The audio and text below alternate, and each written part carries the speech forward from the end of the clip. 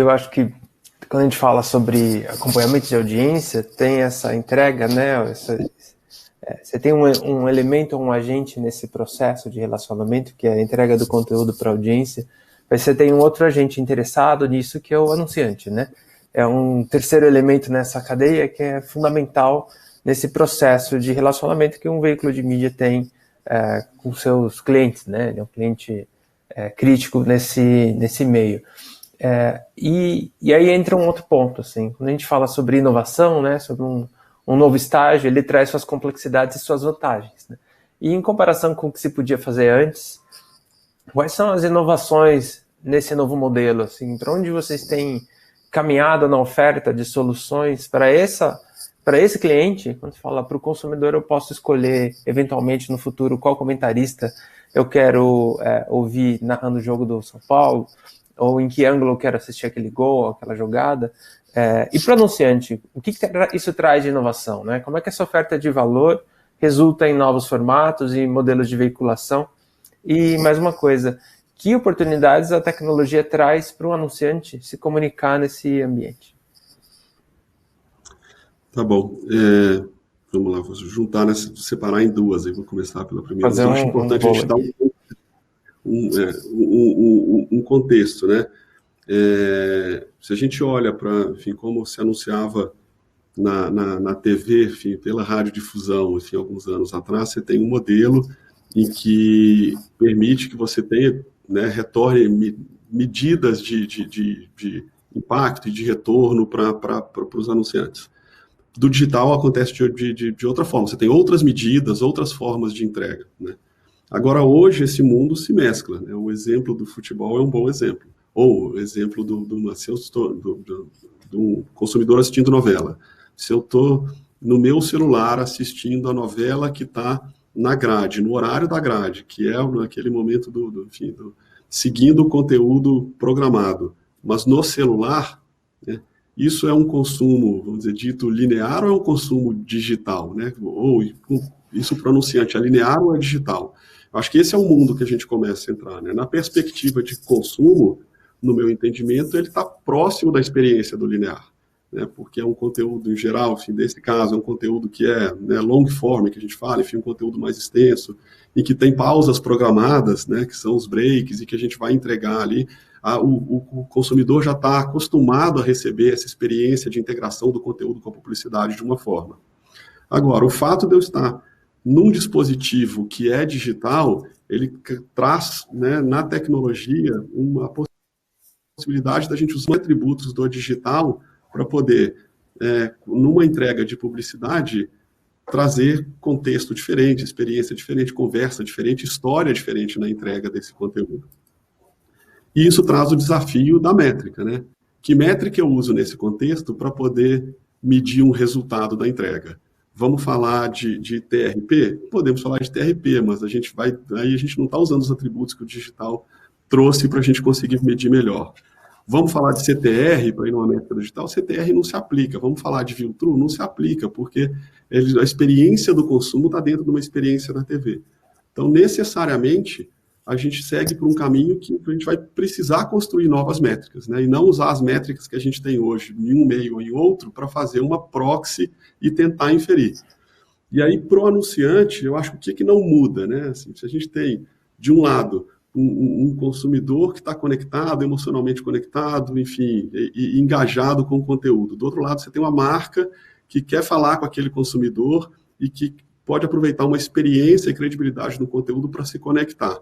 O que se espera numa campanha de construção de marca? Eu acho que 3 coisas, né? A gente quer reconhecimento, favorabilidade e intenção de compra. Isso não muda, né? É independente, pelo menos essas 3 coisas estão presentes numa construção de marca, né? Reconhecimento, favorabilidade e intenção de compra. Agora, como que a gente entrega isso nesse meio, né? Então, o reconhecimento tem a ver muito com a visibilidade, né? Como a gente aparece para aquele usuário.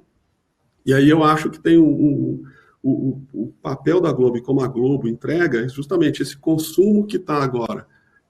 Pode acontecer em qualquer dispositivo, a qualquer momento, faz com que a gente consiga estar presente em toda a jornada de consumo de conteúdo daquele usuário. Vamos mudar aqui para o usuário, né?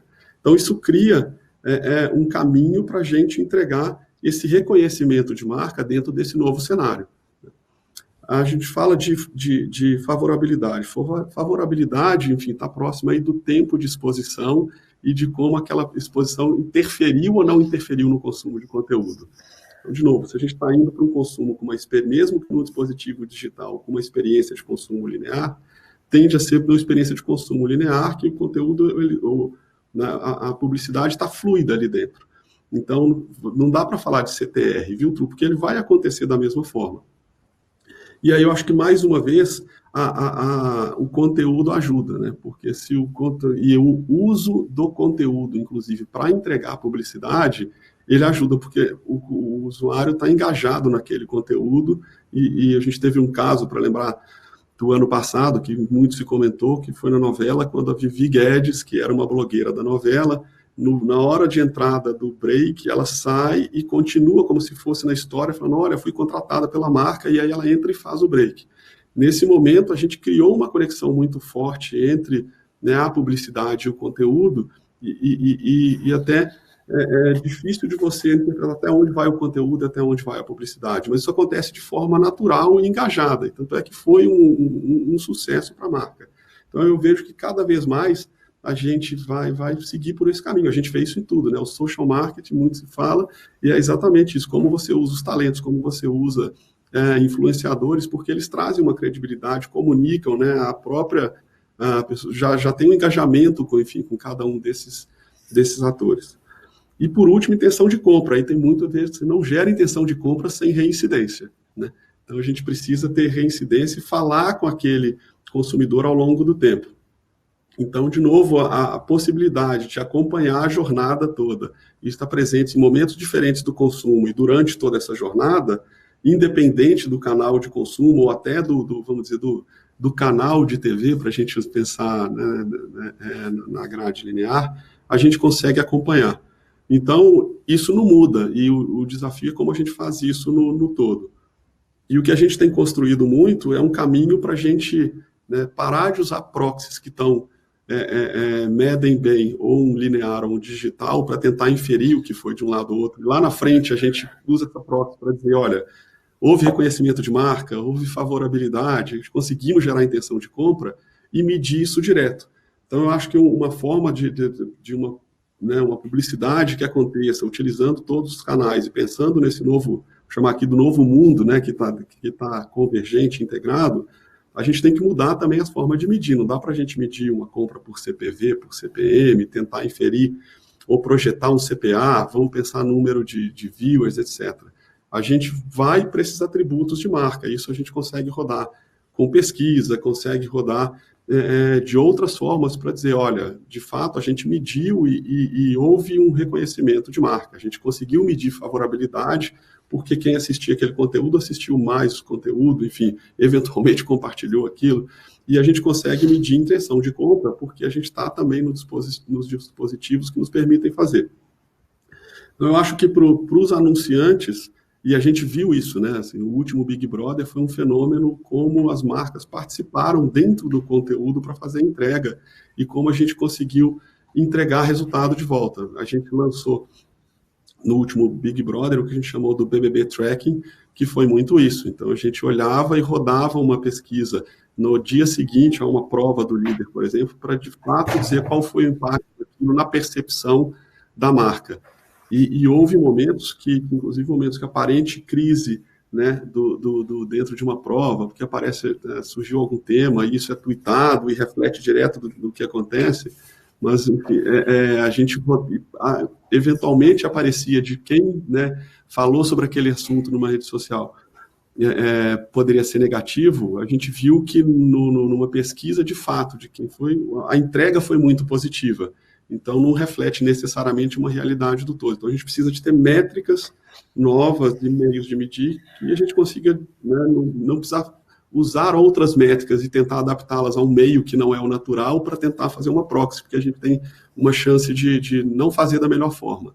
A gente consegue medir isso direto. Esse é o caminho que a gente tem ido. Então, nos serviços que a gente entrega, quando a gente roda alguma dessas campanhas, a gente tem falado muito disso, de rodar e entregar, enfim, a gente chama no Globo Pulso, essa medida de resultado direto, que fala já de uma forma direta, então, qual foi o impacto de percepção de marca, de favorabilidade, né, de retenção da mensagem e de intenção de compra também.